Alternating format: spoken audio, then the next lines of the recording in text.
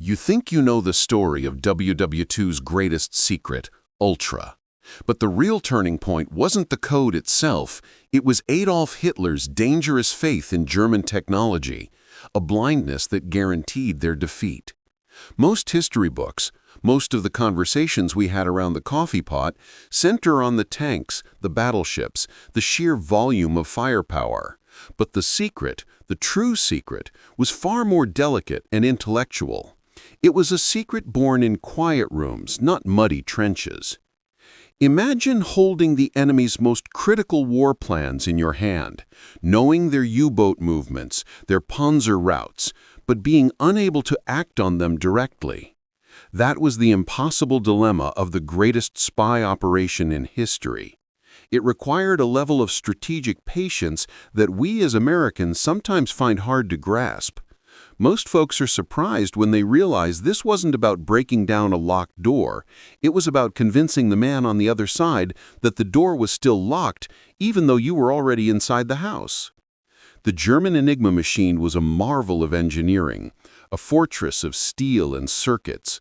The high command trusted it implicitly. They relied on its mathematical complexity, trillions of possible settings, believing that any brute force attack would be not then feasible, an old-world German confidence that proved fatal. The common belief, the one many of us grew up with, is that purely math beat it. But it wasn't. It was operator mistakes, human hubris, and a secret Allied weapon you've never heard of. The crucial fact, the one that turned the tide of the Battle of the Atlantic, was that the whole system was only as strong as the human being turning the rotor dials. Therefore, the Allies focused not on the machine's mathematical strength, but on its human weakness. If this deep dive into the high stakes of war history resonates with you, consider subscribing. It's how we keep bringing these forgotten stories of ingenuity back to light. The German mindset saw the Enigma as an iron cage, impenetrable by logic. But the truth was, it was an electronic house of cards. They failed to see the difference between complexity and security. The math was undeniably complex, but the application was insecure. That classic German technological hubris prevented them from ever considering that the problem wasn't a lack of engineering, but a lack of intellectual humility. Imagine the entire fate of a U-boat wolf pack resting on whether one nervous young radio operator remembered to change the daily key settings. What would you bet on? History suggests that even the most perfect system will eventually yield to the smallest human flaw. This is why Bletchley Park, that quiet, unassuming country estate, was the center of the world. It was filled not with grim soldiers, but with cryptanalysts, mathematicians, and chess champions. They understood that the solution lay in efficiently testing the limited set of predictable outcomes created by German procedural flaws, operator mistakes, and sloppy indicator procedures. The efforts of those quiet patriots are estimated to have shortened the war by at least 2 years. 2 years of life saved, all thanks to a dedication to deep, painstaking work. They chose to work smarter, not just harder. That's the core lesson of Ultra, a lesson that resonates strongly with a generation that values genuine substance over fleeting spectacle. It wasn't some futuristic black box. It was, as one codebreaker put it, an overweight portable typewriter. A complex piece of electromechanical hardware the German military trusted with its life. The machine used a series of rotating wired wheels, or rotors, to encrypt messages. Each turn of the wheel created an entirely new cipher alphabet. This wasn't mere superstition. The math behind it was daunting. The Germans knew that with trillions of possible settings, any brute force attack trying every single key was not then feasible. This deep, almost religious faith in their engineering was a classic case of technological hubris. They believed they had designed a perfect system that protected their most sensitive information.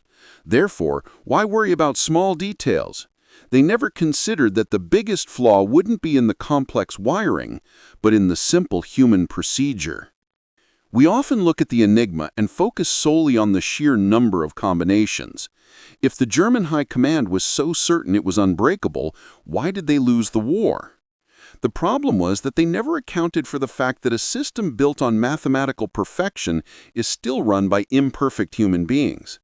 The idea that one person's laziness or a minor slip-up could compromise an entire global war machine was simply too undignified for them to believe. The contrarian reveal: it wasn't genius math alone that cracked it. It was, in the words of later historians, German procedural flaws, operator mistakes, and sloppy indicator procedures. These were the small, unavoidable pinpricks in the massive Enigma balloon. For instance, early on, many operators would use predictable starting settings, simple three-letter sequences like AAA or the initials of their girlfriends. The entire cryptographic barrier, built on complexity, was instantly nullified by these small, repeated errors. It's an enduring lesson. Technical strength means little when human discipline fails. This vulnerability guaranteed that the Allied efforts had a place to begin the attack. For decades, the legend of Enigma was tied to the idea of an unparalleled intellectual victory by the Allies. While the genius was certainly there, the daily grind wasn't always about high-level theory. It was about hunting for small, mundane errors. The Allied codebreakers' impossible dilemma wasn't how to break the code, but how to guess the simple mistakes the German operators would make that day. The purple payoff. We found that the German Navy, in particular, often reused the same rotor settings for different messages in the same 24-hour period. Therefore, the capture of a few routine messages could reveal the wiring pattern for a whole day's traffic. Another crucial operator error was the failure to properly change the daily key settings. When a new day began, if a tired operator simply failed to switch over the dials correctly, it offered the codebreakers a crib, a predictable text that allowed them to eliminate millions of wrong key settings quickly. History suggests that the fate of a U-boat wolfpack often rested on the discipline of one tired radio man. When you think of a top-secret intelligence headquarters, you probably picture a massive concrete bunker. But the British, a people of quiet ingenuity, chose something far less ostentatious. This humble setting was, in itself, a kind of counterintelligence. The Germans couldn't conceive of a powerful intelligence operation running out of a place like this. The environment was Bletchley Park, an old mansion with makeshift huts. The stark contrast between the setting and the mission was profound. It fostered a culture of intense, quiet collaboration, the monster organization German intelligence couldn't conceive of. This team was composed of cryptanalysts, mathematicians, and chess champions, men who shared knowledge freely. But German agencies, paralyzed by internal competition between the Army, Navy, and Air Force, failed to share a single best practice. This intellectual isolation and rigidity was a huge gift to the Allies. Once the codebreakers knew how the Germans were making mistakes, they still needed a way to exploit those tiny openings efficiently. They couldn't simply rely on pencils and paper. The sheer speed of German communications meant that if the message wasn't broken in hours, it was useless. What was needed was a way to rapidly test the millions of mathematical hypotheses the human errors provided. The payoff was Alan Turing's electromechanical machine, the bomb. The bomb didn't break the cipher. It efficiently tested hypotheses based on the operator's predictable flaws, like using repeated letters. It was essentially an analog computer designed to find the initial settings for the Enigma faster than anything else. The machine automated the search, transforming a task that would take thousands of man-years into a solvable problem in hours. The efforts of Turing and his team are estimated to have shortened the war by at least 2 years. 2 years of life saved, all thanks to a loud, clicking, electromechanical machine that efficiently exploited a vulnerability the Germans refused to believe existed. The fight against the U-boats was not just a naval conflict. It was a desperate, existential struggle that reached far into the quiet rooms of Bletchley Park. We are talking about the survival of Great Britain and, by extension, the ability of the Allies to launch any future invasion of Europe. This was the most critical green setup of the entire war. For months, the German U-boats were winning. They were organized into wolf packs, a brutal and effective tactic where submarines hunted in groups, inflicting heavy losses on Allied shipping. The U-boats were sinking merchant vessels faster than the Allies could build them. We often remember the fear of bombs on cities, but the dread of the shipping losses, the vital food, fuel, and arms sinking into the cold Atlantic was a continuous crippling pressure on the British war effort. Their immediate need was not to sink the U-boats, but simply to rout convoys away from them. This was a life-or-death scenario for Britain, a stairway to the stars for German sub-captains. The only way to consistently avoid the wolf packs was to know their position before they even left port. Therefore, naval Enigma intelligence became the single most crucial factor for short-term survival. The tension we often felt in the newsreels of the 40s, the dread of the shipping losses, the feeling of the war at your doorstep, that tension was made real by the efficacy of the U-boat fleet. The problem facing the Allies was how to reliably buy time for the free world. The Germans weren't completely complacent. They were paranoid about the security of their communications, and rightfully so. They knew the stakes were highest at sea, which meant that the naval Enigma presented a much greater cryptographic challenge than its Army or Air Force counterparts. But the naval Enigma was built to be better. How did the Allies manage to defeat a cipher that was actively designed to be more secure? The naval Enigma was far more elaborate and secure. It used different procedures and, crucially, had auxiliary codebooks, often printed in water-soluble ink on pink paper, to be destroyed instantly if captured. It was the last major cryptographic wall to fall at Bletchley Park. What unlocked it were two things: sheer human persistence and the capture of key materials from German U-boats, particularly the U-110 in May 1941. This gave the cryptanalysts the essential cribs and settings needed to defeat the complex naval systems. This was a gift of necessity, defeating many at Bletchley Park who had previously considered it hopeless. Now that the cryptanalysts had cracked the naval Enigma, they faced the immense logistical challenge of processing the vast torrent of deciphered messages known as ultra. The intelligence was coming in faster than the Admiralty could process it. To manage this volume and keep up with the real-time movement of the U-boats, they needed a fast, reliable, and secret way to turn raw intercepts into usable nautical direction. The key technical innovation beyond the bomb was bambarism, a Turing-developed technique that provided quick, reliable data comparison and analysis of the German messages. This complex method of statistical analysis was the essential component that translated raw decrypts into strategic information. Therefore, the Allies could rapidly identify U-boat positions and, most importantly, immediately act on the data. Allied convoys could be directed away from the wolf packs. This was a strategic information put to life-saving use, a lifeline that flowed from a few mines in a country house directly to the sailors battling the Atlantic swells. The intelligence community was actively buying time for the free world. The Allies were suddenly avoiding U-boats with uncanny accuracy, and the wolf packs were suffering unprecedented losses. Logic dictates that the German High Command should have immediately suspected a Cipher compromise. Why did they continue to use the Enigma with the same flawed procedures even as their naval war crumbled? The core of the problem lay in a deep-seated German intellectual rigidity and a refusal by Hitler and the High Command to accept the possibility that their superior technology could be compromised.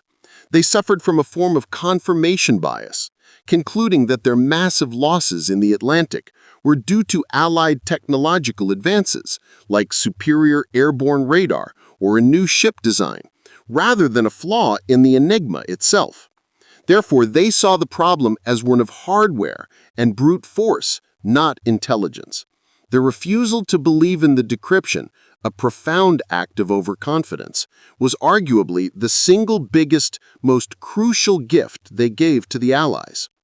The successful cracking of Enigma, known as Ultra, solved one problem, gaining intelligence, but immediately it created a second, equally perilous problem. How do you use a secret weapon without giving away that you possess it? The moment the Germans suspected their cipher was compromised, they would change the system, and the entire Allied advantage, the strategic lifeline in the Atlantic, and the key to planning the Pacific War, would be lost. This wasn't merely about secrecy. It was about orchestrating a vast, ongoing lie that required incredible discipline, even from the highest ranks. The intelligence flowing from Ultra was so successful that it created a paradox. If the Allies acted on every piece of information, their successes would be too perfect. The German high command, even in their arrogance, would eventually connect the dots. Therefore, the Allies had to fight a war on two fronts: the open war against the Axis and the secret war against detection. What was the absolute highest price the Allies were willing to pay to keep the secret safe? The incredible reality was that the Allies had to allow some German victories to continue. The need to keep the source safe was paramount. Every success carried the risk of the enemy changing the code, so commanders had to often endure calculated losses, turning a potential rout into a plausible skirmish. They had to choose between saving 100 ships now or saving thousands later. This self-imposed restraint was perhaps the most agonizing part of the operation. This level of deception established the rule that Ultra could not be cited as the reason for an action. It could only be used to confirm what other plausible sources suggested. To further protect the secret, the Allies couldn't just underutilize Ultra. They had to actively mislead the Germans about where the superior intelligence was coming from. If a convoy successfully dodged a U-boat wolf pack that Ultra had detected, the Germans would ask, how did they know? The Allies needed to provide a plausible, non-cryptographic answer that the Germans would accept. The answer was the Double-Bluff.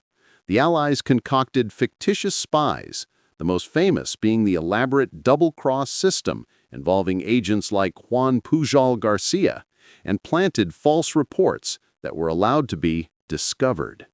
These were often low-grade, verifiable pieces of information mixed with occasional high-value, ultra-derived intel. Therefore, the Germans were provided with a plausible alternative explanation for Allied successes. We must have been beaten by an elaborate network of spies.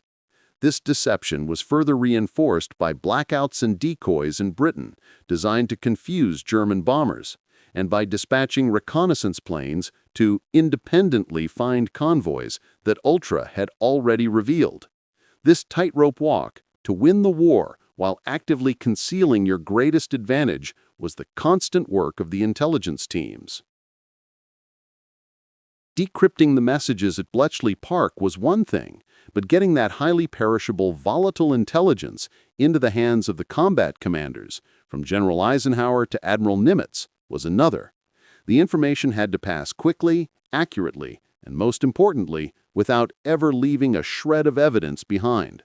How did a top-secret message, derived from breaking the enemy's code, travel safely to the front line? The system relied on the special liaison units, often headed by a major, who were physically attached to the field commands. They received the Ultra decrypts via secure radio link. The procedure was rigorous and absolute.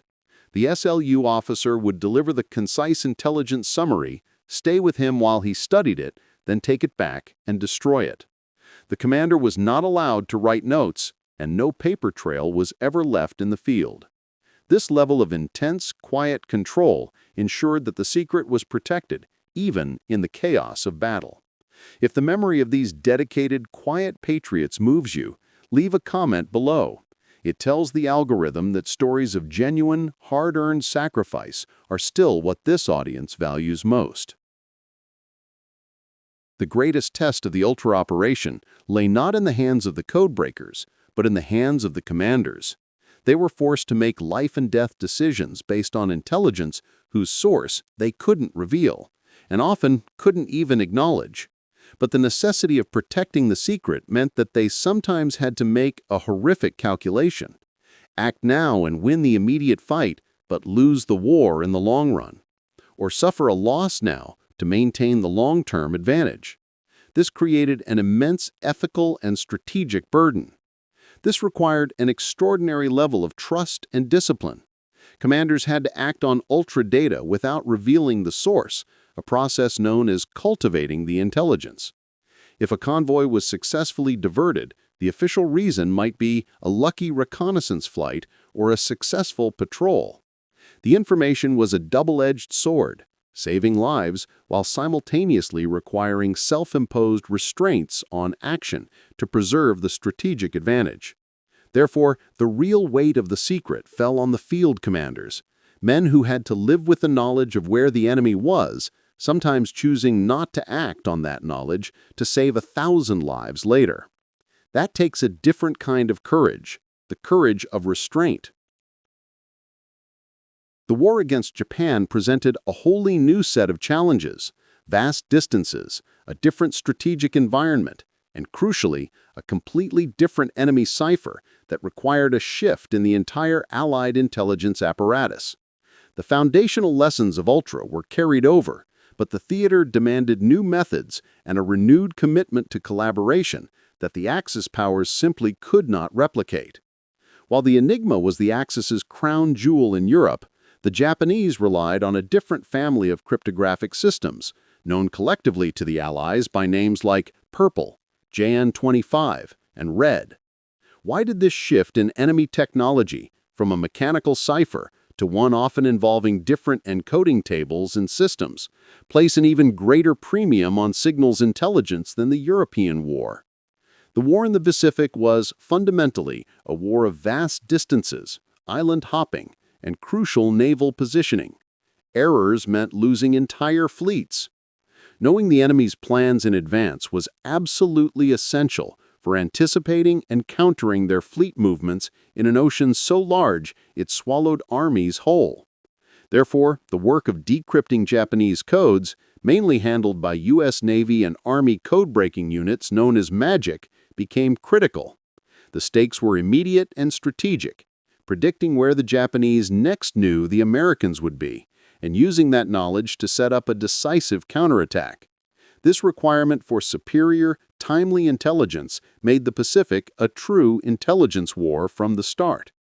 In face of these immense strategic challenges in the Pacific, the Allies needed to centralize and share every scrap of deciphered material. Yet history has shown that during a crisis, internal organizational conflicts often overwhelm the common good. But the Axis powers, Germany and Japan, failed to master this internal challenge. Why did the Allies succeed in sharing information when their enemies failed so spectacularly? The reason was unprecedented cooperation. Highlight the open and highest common denominator system established between the Western Allies, the US, Britain, Canada, and Australia. This shared system meant that information broken in one country was swiftly sent to all relevant commands. By contrast, the Japanese, like the Germans, suffered from a profoundly divided intelligence system that failed to share codes, procedures, or even basic intelligence assessments with their Axis partner Germany. This failure to integrate, a kind of cultural and organizational rigidity, was a foundational gift to the Allies, proving that intellectual humility and collaboration can defeat technological and military might. The Battle of Midway in June 1942 is rightly remembered as the decisive turning point in the Pacific, a victory where a numerically inferior American fleet delivered a crippling blow to the Imperial Japanese Navy. Many remember the courage and luck involved in the airstrikes. However, the true advantage that day was not courage nor luck, but certainty. How did the American commanders move from uncertainty to the certainty required to stake their entire fleet on one small, remote atoll? The certainty came from decryption, Allied codebreakers had succeeded in reading the Japanese fleet's intentions in advance through the magic operations. They knew the attack was coming, they knew where the Japanese were aiming, and they knew the timing. Therefore, American commanders, particularly Admiral Nimitz, were able to stage a powerful, concentrated ambush.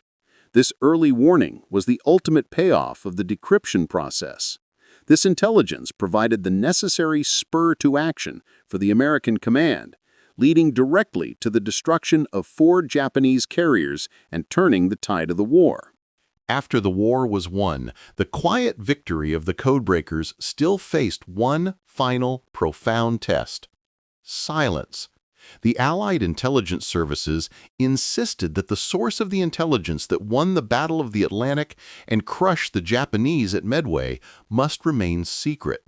This meant that men and women who saved thousands of lives and shortened the war by years could not speak of their service. Why maintain such an absolute veil of silence, even after the enemy was defeated? The Codebreakers, both at Bletchley Park and in the Pacific, were bound by the Official Secrets Act, unable and unwilling to speak of their association for decades after the war ended. The reason was that the methods used to break the codes were still valid, and the intelligence services needed to protect those methods for the coming Cold War against the Soviet Union. Therefore, the true power of SIGINT was kept shielded. The war wasn't won solely by tanks and battleships, but by a quiet, intellectual war behind a desk. The sacrifice was not just during the war, but a lifetime of silence, proving that the most significant battles aren't always fought on the battlefield, but in the realm of the mind. The war ended, the victory celebrated, and the soldiers returned home. Yet the work of the Codebreakers did not stop. In fact, their quiet intellectual war behind a desk was only just beginning to shape the future of global conflict. Ultra was more than a wartime operation. It was the foundational blueprint for what we now recognize as modern intelligence gathering and electronic warfare. The methods and mindset forged in the makeshift huts of Bletchley Park would endure for decades, quietly dictating the course of the Cold War and beyond. Before World War II, military intelligence often relied on traditional, almost romantic methods: spies, informants, and captured documents. The idea that a vast daily flood of the enemy's most sensitive communications could be read in near real time was unprecedented. Therefore, the success of Ultra forced a massive, permanent shift in how nations thought about security and planning. The Axis powers, particularly Germany, were caught flat-footed because their intelligence infrastructure was poor and lagged behind. What was the core difference between the pre-Ultra era and the new age of intelligence it ushered in? Ultra established the unprecedented power of signals intelligence as a strategic primary source of information. This method proved superior to traditional espionage because it was faster, more voluminous, and often offered a clearer picture of intent. This was the template for the future of intelligence, a reliance on strategic sources and flexible and thorough analysis. The key realization was that technology and human ingenuity, when combined, could bypass physical defenses entirely.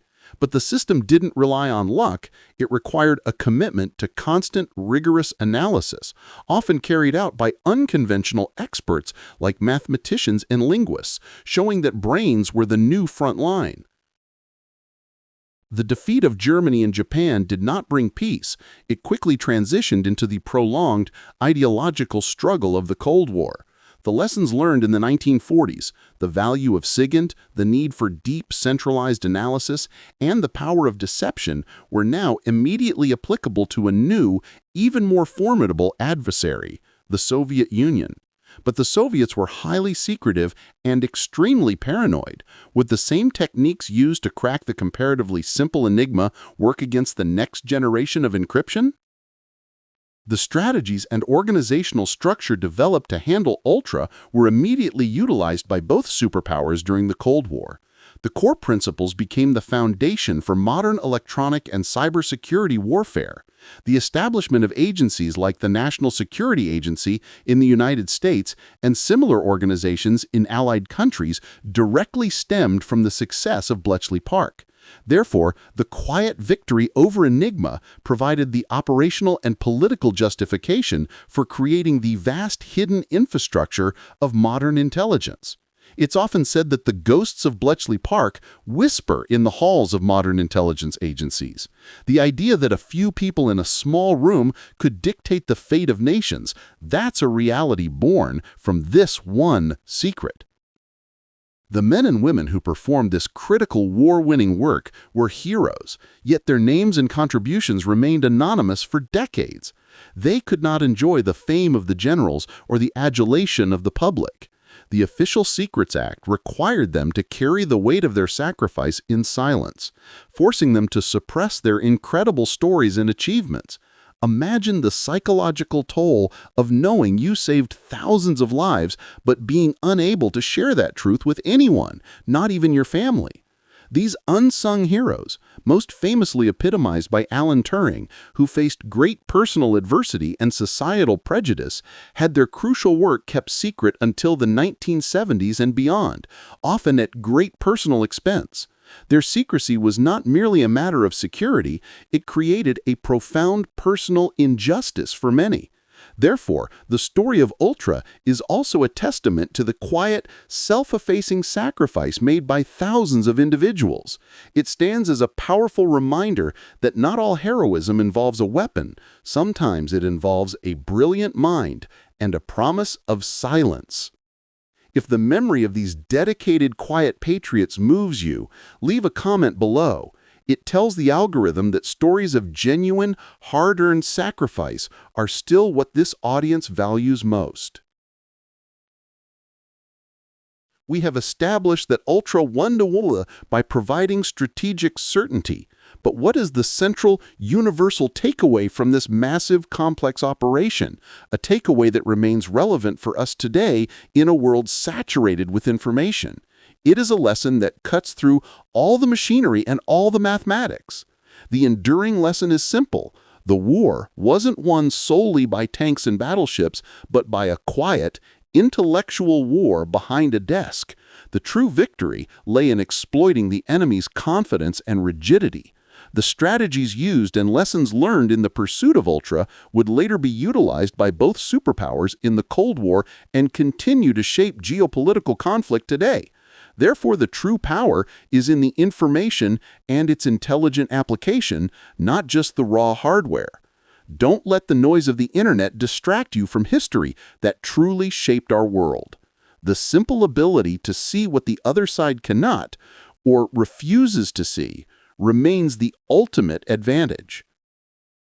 The story of Ultra at its heart is a final, powerful lesson in humility and arrogance. The great strategic advantage wasn't the result of a single brilliant mind, but of 1,000 minds working together, silently, on a problem the enemy believed was beneath their notice. We have traveled through the most intense moments of the war, from the deadly U-boat hunts to the vast, decisive naval battles of the Pacific. At every turn, the victory hinged on a single, fundamental green-purple contrast. Hitler's overconfidence in his invulnerable machine, the Enigma, was the fatal flaw. Therefore, the Allied collaboration and intellectual humility became the ultimate secret weapon. This isn't just history, it's a blueprint for successful modern strategy. The German High Command suffered from the classic narcissism of technology. They looked at the massive, complex hardware of the Enigma and concluded that nothing could breach it. Their failure was a profound philosophical one. They only protected the mathematical complexity, yet they completely ignored the human insecurity that undermined the entire system. The careless operators, the predictable starting keys, the lack of inter-service trust. It's a sobering reminder that the most sophisticated systems are always undone by the simplest human weakness. The Allies, conversely, embraced a strategy of intellectual humility. They knew the problem was too big, too complex for any one person or agency to solve alone. Therefore, they built a system of unprecedented cooperation, sharing every breakthrough, every rotor setting, every suspicion. They were the ones who truly understood the power of the collective mind. The final great challenge was silence. The intelligence services, knowing this strategic advantage was too potent to waste, bound the Codebreakers to the Official Secrets Act. This created the strange paradox of the post-war era: heroes who could never be honored, victors who could never claim their spoils. But that silence, that choice, was essential, because the fundamental techniques of signals intelligence were immediately needed for the next great global conflict, the Cold War. The entire hidden infrastructure of modern intelligence, including the techniques used to predict movements in the far-off ocean currents, was built directly upon the foundation laid by Ultra. The story of Ultra is a reminder that the most significant battles aren't always fought on the battlefield, but in the realm of the mind. It is a testament to the power of human intellect and the quiet genius that often resides far from the spotlight. These quiet patriots earned our freedom by outthinking, not just outfighting, the enemy. If you want to continue exploring the hidden history of the 20th century, say yes in the comments section. It's a clear next step that requires no sign-ups or extra effort. Remember, these stories of ingenuity are worth the time. Don't let the noise of the internet distract you from history that truly shaped our world. We'll keep the history clear and the facts straight.